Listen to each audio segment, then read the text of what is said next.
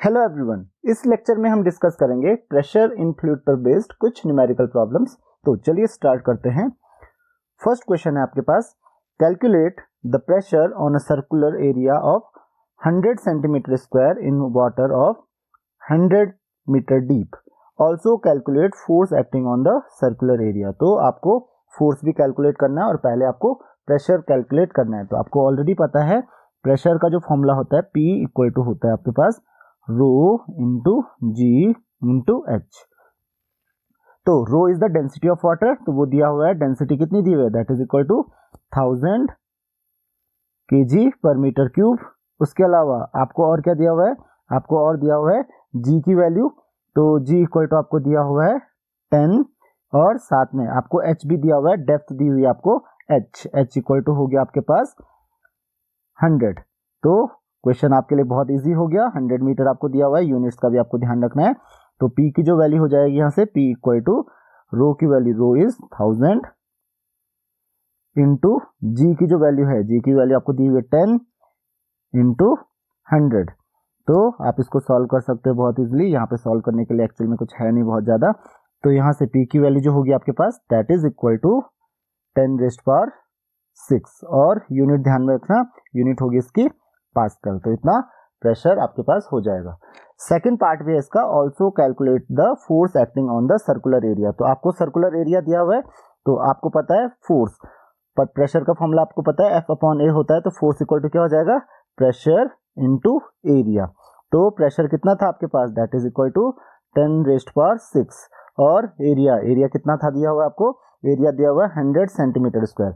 अब आपको एक चीज ध्यान रखनी है, एसआई यूनिट में आप एरिया को लोगे तो क्या हो जाएगा, 100 सेंटीमीटर स्क्वायर में दिया हुआ है डिवाइडेड बाय 10⁻⁴, क्योंकि इसको किस में कन्वर्ट करना पड़ेगा, मीटर स्क्वायर में कन्वर्ट करना पड़ेगा। तो अगर सेंटीमीटर स्क्वायर को आपको मीटर स्क्वायर में कन्वर्ट करना है तो उसको आपको 10⁻⁴ से डिवाइड करना पड़ेगा। तो यहां से आपका आंसर क्या जाएगा, that is equal to 10⁻⁴ newton. तो ये आपका आंसर हो जाएगा। तो आई होप कि आपको ये क्वेश्चन समझ में आ गया होगा। बहुत सिंपल क्वेश्चन आपके पास था।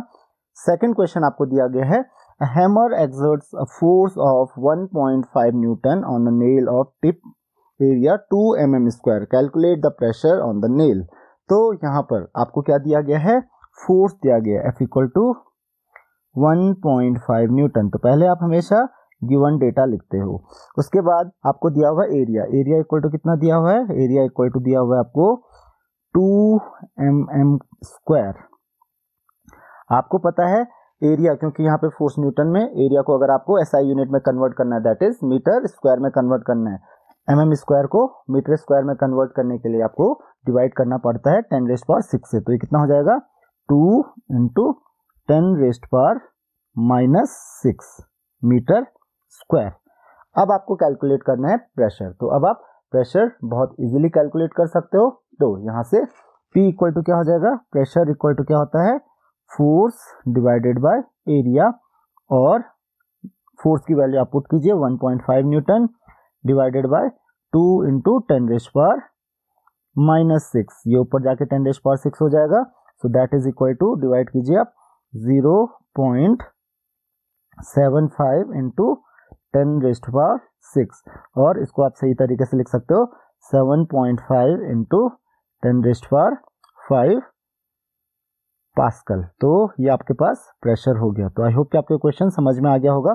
बहुत सिंपल क्वेश्चन था ये भी। नेक्स्ट क्वेश्चन है आपके पास,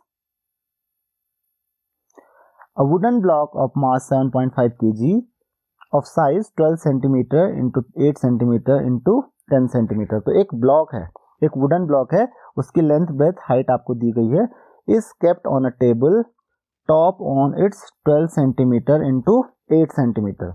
calculate thrust and pressure exerted on the top of the table. तो आपको क्या क्या कैलकुलेट करना है, यहाँ पे थर्स्ट कैलकुलेट करना है और प्रेशर कैलकुलेट करना है on the top of the table. तो आपको यहाँ पे मास दिया हुआ है, तो आपको ऑलरेडी पता है जो थर्स्ट होता है, thrust F is equal to क्या होता है, M इंटू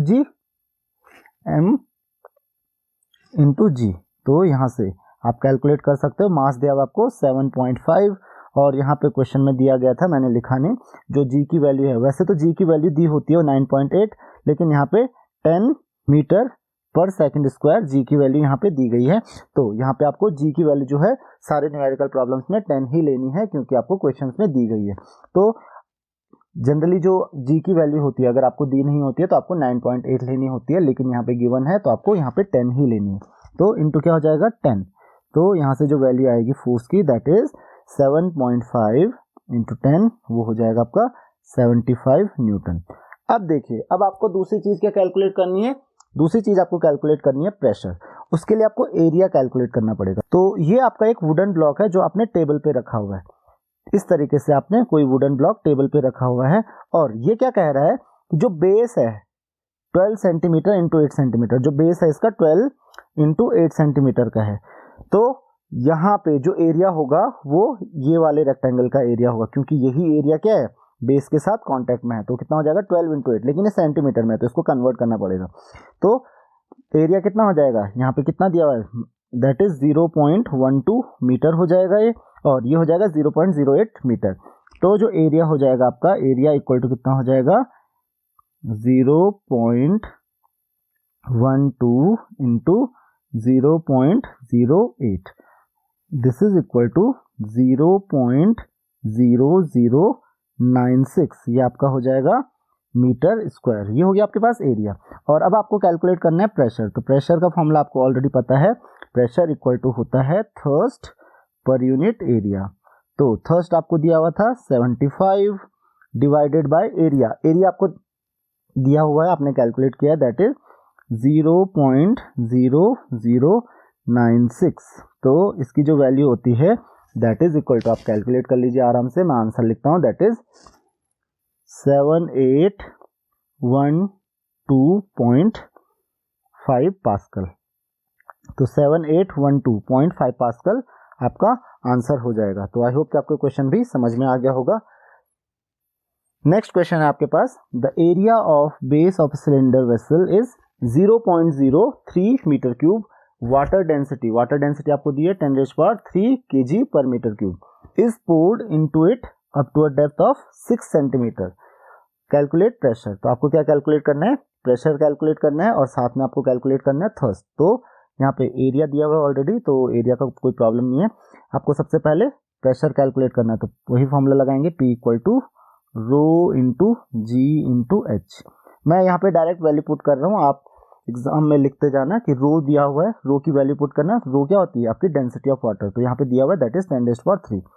तो 10⁻3 इंटू जी की जो वैल्यू दी है, जी यहाँ पे दिया हुआ है 10 इंटू एच, हाइट जो दी है, हाइट मतलब डेप्थ 6 सेंटीमीटर। बस ध्यान रखिए कि एसआई यूनिट में ही आप लिखोगे, तो एसआई यूनिट में सेंटीमीटर को कन्वर्ट कीजिए, तो दैट इज 0.06 मीटर। तो आप पूरा लिखोगे पहले, रो इक्वल टू इतना है, जी इक्वल टू इतना है, एच इक्वल टू इतना है, तो यहाँ से जो वैल्यू मिली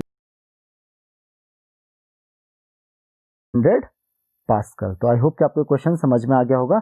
दूसरा पार्ट भी है इसमें, आपको कैलकुलेट करना है थर्स्ट ऑफ द वाटर। तो आपको पता है थर्स्ट जो होता है F इक्वल टू क्या हो जाएगा P इंटू ए, क्योंकि P इक्वल टू क्या होता है F बाई ए, तो P इंटू ए क्या हो जाएगा that is equal to 600 into area, area कितना दिया हुआ है 0.03, तो ये हो जाएगा आपके पास 18 न्यूटन। तो आई होप कि आपको ये क्वेश्चन समझ में आ गया होगा, बहुत सिंपल सा क्वेश्चन था। नेक्स्ट क्वेश्चन है आपके पास, calculate the height of water column which will exert on its base the same pressure as the 0.7 metre of mercury column.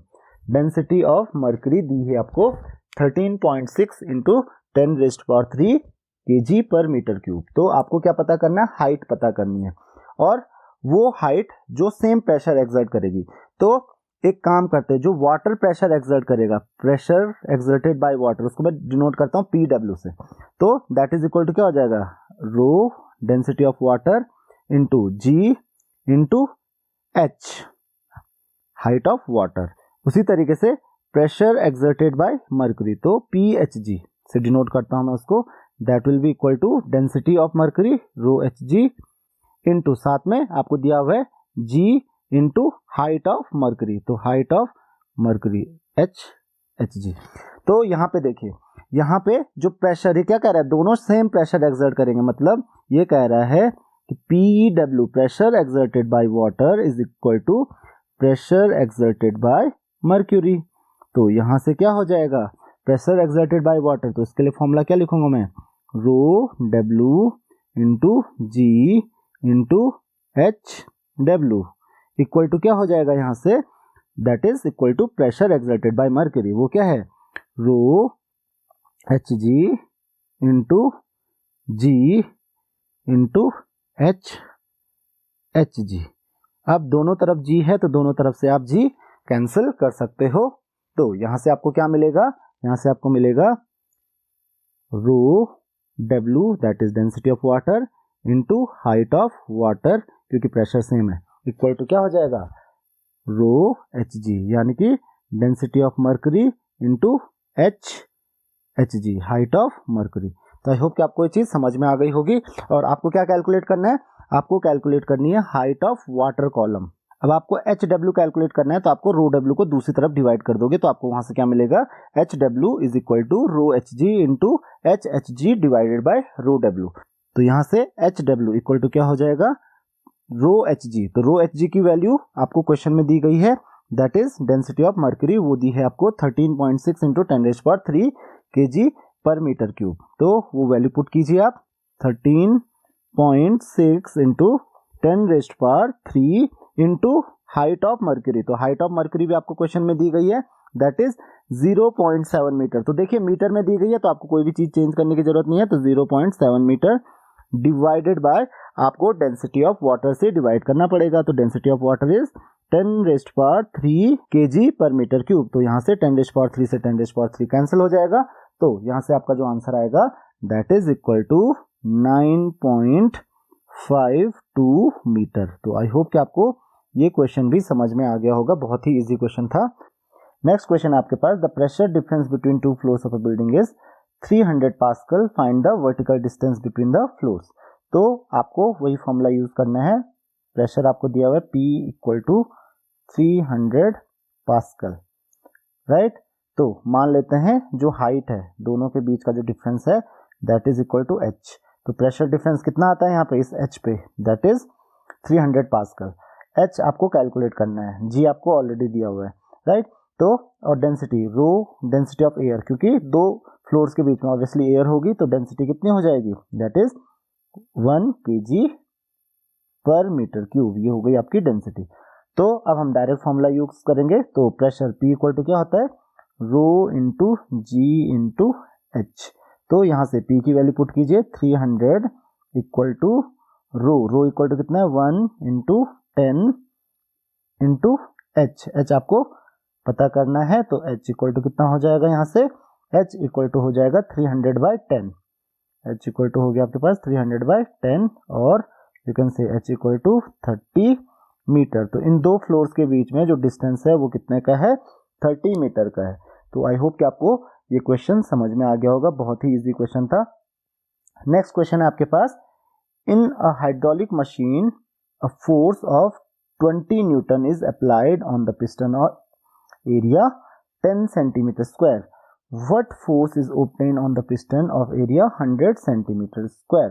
तो यहाँ पे आप देख सकते हो जो फोर्स अप्लाई किया है, मान लेते हैं F1 है, तो F1 इक्वल टू कितना है, F1 इक्वल टू आपको दिया हुआ है 20 न्यूटन, और एरिया जिस एरिया पे उसको अप्लाई किया गया है A1 मान लेते हैं उस एरिया को, वो दिया हुआ है 10 सेंटीमीटर स्क्वायर।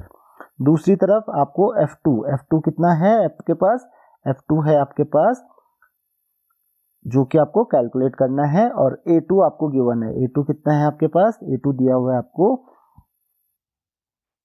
100 centimetre square. तो अब आपको पूछा गया है कि इस 100 सेंटीमीटर स्क्वायर पे कितना फोर्स अप्लाई होगा। तो यहाँ पे देखिए क्या फॉर्मूला यूज करेंगे हम, पास्कल्स लॉ का, क्योंकि हाइड्रोलिक मशीन सेम है तो प्रेशर क्या होता है, इक्वल होता है। तो इसका मतलब क्या हो जाएगा F1/A1 इक्वल टू F2/A2, क्योंकि प्रेशर जो होगा F/A, तो F1/A1 हो या F2/A2 हो, दोनों की वैल्यू क्या होगी, सेम होगी, क्योंकि जो प्रेशर होता है वो इक्वली ट्रांसमिट होता है हर डायरेक्शन में। तो यहाँ पे आप वैल्यू पुट कीजिए, F1 की वैल्यू है आपके पास 20 न्यूटन डिवाइडेड बाय A1 की वैल्यू आपके पास 10 इक्वल टू F2 की वैल्यू है आपके पास जो कि आपको कैलकुलेट करना है बाय 100। तो आप चाहो तो इसको 10 को कैंसिल कर दो यहाँ से, तो F2 की जो वैल्यू आएगी यहाँ से मैं यहाँ पे लिख देता हूँ, F2 इक्वल टू आपके पास आ रहा है 200 न्यूटन। तो ये आपका आंसर हो जाएगा, दैट इज 200 न्यूटन। तो ये बहुत ही सिंपल क्वेश्चन आपके पास था।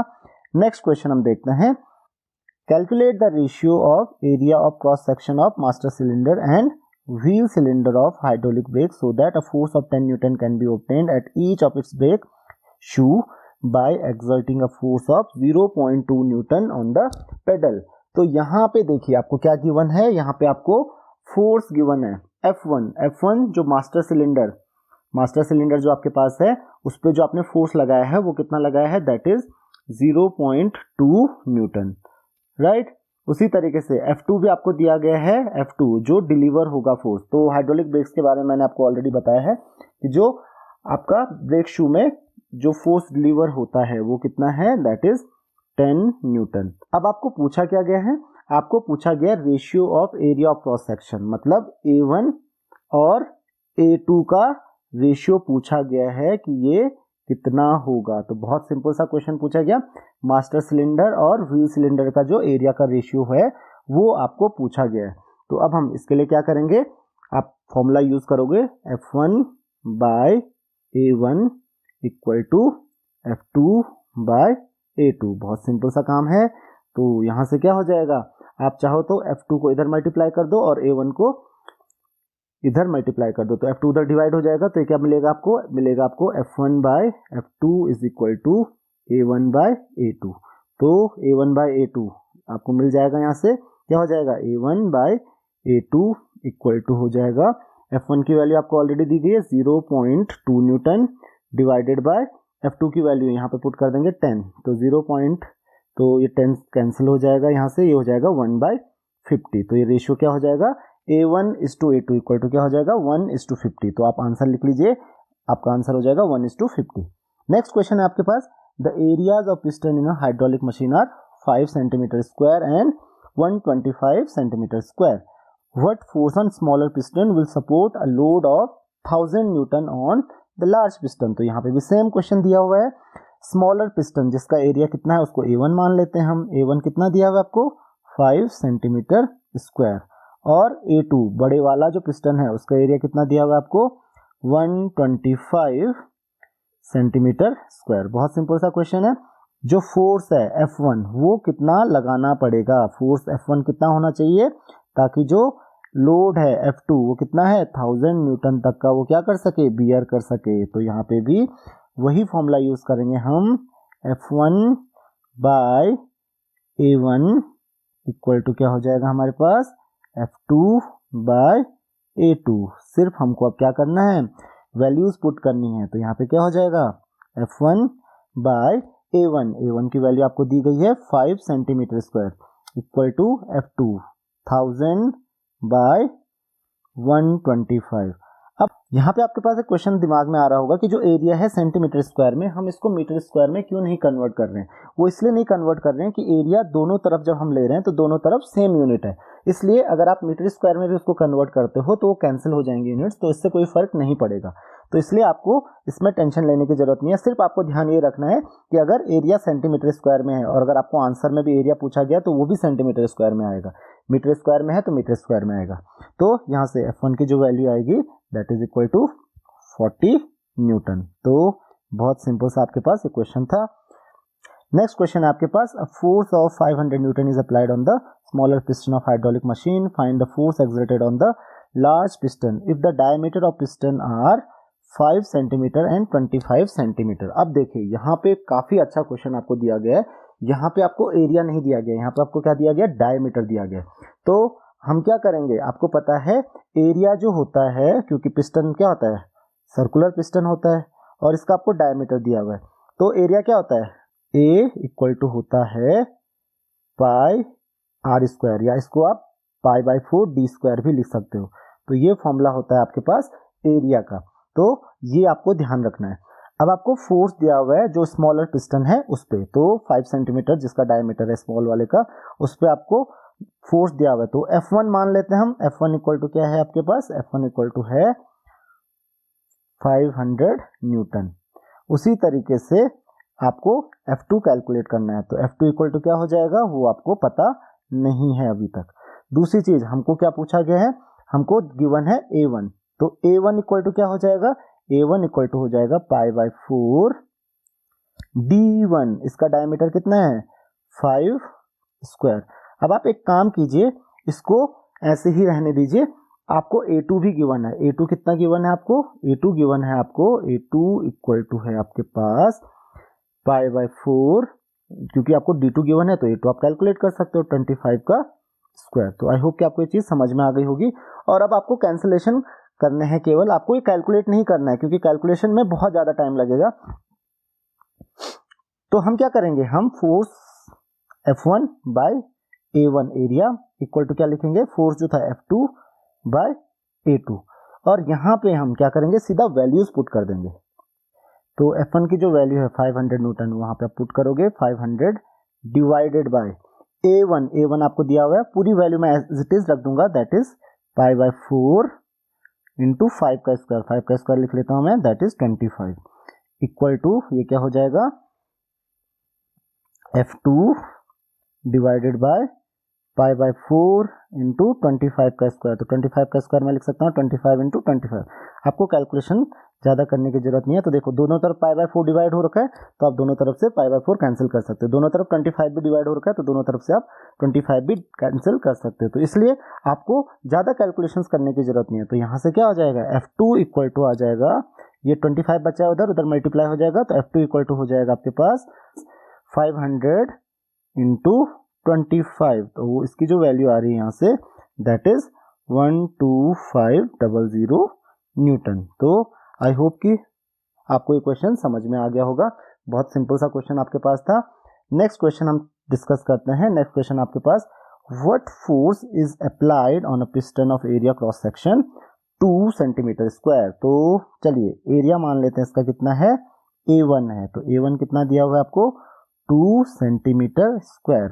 साथ में आपको क्या दिया हुआ है, to obtain a force 240 newton on the piston of area 12 centimetre square. तो A2 जो दिया हुआ है आपको, वो दिया हुआ है 12 सेंटीमीटर स्क्वायर। और एक और चीज आपको ध्यान रखनी है कि जो आपको फोर्स दिया हुआ है वो इस 12 सेंटीमीटर स्क्वायर पे है, तो इसका मतलब फोर्स कौन सा दिया हुआ है आपको, F2। तो यहाँ पे आपको गड़बड़ नहीं करनी है, यहाँ पे आपको F2 दिया हुआ है ना कि F1, तो दैट इज 240 न्यूटन। तो ये आप वैल्यू पुट कर लीजिए यहाँ पे। तो अब आपको F1 की वैल्यू कैलकुलेट करनी है, तो आप फॉर्मूला यूज करोगे F1 by A1 is equal to F2 by A2। तो यहाँ से आपको F1 की वैल्यू एज इट इज रखनी है, F1 आपको पता नहीं है जो कि आपको कैलकुलेट करना है, डिवाइडेड बाय A1 दिया हुआ है आपको 2 इक्वल टू F2 भी आपको दिया हुआ है 240 डिवाइडेड बाय A2 कितना दिया हुआ है आपको 12। तो यहाँ पे आप देख सकते हो बहुत सिंपल सी कैलकुलेशन है। तो 12 इंटू 2 यहाँ पे 20 आ जाएगा। तो F1 बाई 2 इक्वल टू 20, तो F1 इक्वल टू क्या आ जाएगा 2 इंटू 20। तो F1 की जो वैल्यू है दैट इज 40 न्यूटन। तो इस तरीके से आपका ये क्वेश्चन भी सॉल्व हो जाएगा। तो बहुत ही इजी क्वेश्चंस प्रेशर से रिलेटेड आपके पास आते हैं, कोई भी डिफिकल्ट क्वेश्चन आपको देखने को यहाँ पे नहीं मिलेगा। नेक्स्ट क्वेश्चन आपके पास, calculate the hydrostatic pressure at the depth of 100 metre in sea water and also total pressure at this depth. तो आपको देखिए हाइड्रोस्टैटिक प्रेशर और टोटल प्रेशर कैलकुलेट करना है। तो हाइड्रोस्टैटिक प्रेशर का मतलब क्या है कि जो प्रेशर वाटर की वजह से लग रहा है। तो देखिए होता क्या है, मान लेते हैं आपके पास सी वाटर है, तो सी वाटर में क्या होता है, ये आपका सी है ना, और यहाँ पे सी की डेप्थ होगी, यहाँ पे सी की डेप्थ है, मान लेते हैं उसने दिया हुआ है 100 मीटर नीचे तक आपको जाना है। तो ये हाइड्रोस्टैटिक प्रेशर जो होगा, ये वाटर जो इतना प्रेशर लगाएगा इस डेप्थ पे, उसको हम कहेंगे हाइड्रोस्टैटिक प्रेशर। तो टोटल प्रेशर फिर क्या होता है, तो आपको पता है हाइड्रोस्टैटिक प्रेशर तो केवल वाटर लगा रहा है, लेकिन इस सी वाटर के ऊपर आपका एटमॉस्फेयर भी तो है। तो इस सी वाटर के ऊपर जो एटमॉस्फेयर होगा वो जो प्रेशर लगाएगा और वाटर का जो प्रेशर लगेगा, वो टोटल प्रेशर मिला के होगा आपका टोटल प्रेशर। तो आई होप कि आपको ये चीज समझ में आ गई होगी। तो चलिए क्वेश्चन ट्राई करते हैं हम। तो सबसे पहले पूछा गया है हमको कि हाइड्रोस्टैटिक प्रेशर, तो वो बहुत सिंपल होता है P इक्वल टू, आप वैल्यू पुट करते रहना आराम से, मैं सीधा फॉर्मूला यूज कर रहा हूँ। P इक्वल टू क्या होता है, रो इंटू जी इंटू एच। रो क्या होती है, डेंसिटी। तो डेंसिटी ऑफ वाटर आपको दी गई है, सी वाटर की डेंसिटी दैट इज 1.03 इंटू 10⁻³ ये डेंसिटी आपको दी गई है, इंटू जी। जी आपको दिया गया है वो आपको लेना है 10 इंटू एच, एच आपको लेना है 100 मीटर, तो 100 मीटर आपको दिया गया है एच की वैल्यू, तो that will be equal to 1.03 into 10⁻6 pascal. तो ये तो आपका आंसर हो जाएगा किस चीज के लिए, ये हो जाएगा आपका हाइड्रोस्टैटिक प्रेशर। तो इस हाइड्रोस्टैटिक प्रेशर को मैं डिनोट कर रहा हूं पीएच से, राइट। हाइड्रोस्टैटिक प्रेशर को मैं पीएच से डिनोट कर रहा हूं, तो पीएच इक्वल टू क्या हो जाएगा आपके पास 1.03 इंटू 10⁻6 पास्कल। अब दूसरी चीज आपको कैलकुलेट करनी है द टोटल प्रेशर। तो पी टोटल प्रेशर जो होगा, पी इक्वल टू क्या हो जाएगा पीएच जो हाइड्रोस्कोपिक प्रेशर होगा प्लस एटमॉस्फेरिक प्रेशर जो होगा, पीए से डिनोट कर लेते हैं इसको हम। तो यहाँ पे जो वैल्यू होगी, हाइड्रोस्कोपिक प्रेशर आपको दिया हुआ है 1.03 इंटू 10⁻6 प्लस साथ में इसको आपको दिया गया है 10⁻5 न्यूटन एटमॉस्फेरिक प्रेशर जो है। तो इसको मैं 10⁻5 को मैं क्या लिख सकता हूँ 0.1 इंटू 10⁻6, 10⁻5 को मैं ऐसे लिख सकता हूँ। तो आप इसको बहुत इजीली ऐड कर सकते हो, दैट इज इक्वल टू 1.13, क्योंकि पावर सेम होना जरूरी है, तो पावर सेम करने के लिए हमने डेसिमल प्लेस को इधर शिफ्ट कर दिया। तो 1.13 इंटू 10⁻6 आपका आंसर हो जाएगा। तो ये हो जाएगा आपका टोटल प्रेशर। तो ये चीज ध्यान रखिए कि अगर आपको इस तरीके का कोई क्वेश्चन पूछा गया है कि हाइड्रोस्टैटिक प्रेशर, तो हाइड्रोस्टैटिक प्रेशर ध्यान रखना, हाइड्रोस्टैटिक प्रेशर वो प्रेशर होगा जो वाटर एक्सर्ट करेगा। और टोटल प्रेशर की अगर बात करें, क्योंकि सी वाटर है या रिवर है या कोई भी लेक है, उसके ऊपर क्या होगा एटमॉस्फेयर भी होगा, तो उसके साथ हम एटमॉस्फेरिक प्रेशर भी ऐड कर देंगे, तो वो हो जाएगा टोटल प्रेशर। तो आई होप कि आपको क्वेश्चन समझ में आ गया होगा। नेक्स्ट क्वेश्चन आपके पास है, at a place barometer record 70 centimetre of Hg, if Hg is replaced by water, what would be the height of barometer? तो अगर आपको पूछा गया है कि अगर Hg को आप वाटर से रिप्लेस करोगे तो बैरोमीटर की हाइट क्या होगी, तो ये क्वेश्चन हम सिमिलर क्वेश्चन पहले भी सॉल्व कर चुके हैं। तो यहाँ पे हम क्या करेंगे, यहाँ पे हम वही फॉर्मूला यूज करेंगे, P इक्वल टू क्या होता है रो जी एच। तो मरकरी जो प्रेशर एक्सर्ट करेगा इसको हम किससे डिनोट करते हैं, मान लेते हैं PHg से। तो PHg इक्वल टू क्या हो जाएगा rho density of mercury Hg into G into H height of mercury. उसी तरीके से जो वाटर होगा, वाटर के लिए क्या डिनोट कर रहे हैं, pressure exerted by water equal to क्या हो जाएगा rho W density of water into G into height of water HW। अब यहाँ पे हम प्रेशर, क्योंकि क्या बोला गया है कि सेम प्रेशर है, ठीक है, तो प्रेशर तो सेम ही होगा, राइट। तो PHg इक्वल टू क्या हो जाएगा PW, सेम जैसे हमने पहले किया था। तो यहाँ से क्या हो जाएगा, यहाँ से हो जाएगा आपके पास PHg की वैल्यू रखेंगे तो rho Hg into G into HG height of mercury equal to density of water rho W into G into height of water. तो G दोनों तरफ से कैंसिल हो जाएगा और आपको कैलकुलेट करनी है हाइट ऑफ वाटर। तो height of water equal to हो जाएगा डेंसिटी ऑफ मर्क्यूरी। तो density of mercury into height of mercury divided by, किस चीज से डिवाइड करना पड़ेगा इसको, डेंसिटी ऑफ वाटर से। तो डेंसिटी ऑफ मर्क्यूरी आपको हर क्वेश्चन में दी गई है अभी तक। तो डेंसिटी ऑफ मर्क्यूरी है 13.6 into 10⁻³ kg per metre cube into height दी हुई है। अब देखिए यहाँ पे kg पर मीटर क्यूब में दिया हुआ है, हाइट किस में दी है, सेंटीमीटर में दी है। तो यहाँ पे हाइट को मीटर में लिखना होगा, तो दैट इज 0.7 डिवाइडेड बाय, यहाँ पे क्या हो जाएगा density of water that is rho W, वो है 10⁻3। तो 10⁻3 से आप 10⁻3 कैंसिल कर लोगे, तो यहाँ पे जो HW की जो वैल्यू आएगी मैं यहाँ पे लिख देता हूँ, दैट इज 9.52 मीटर। तो ध्यान रखिए ये मीटर में आपके आंसर आएगा 9.52 मीटर।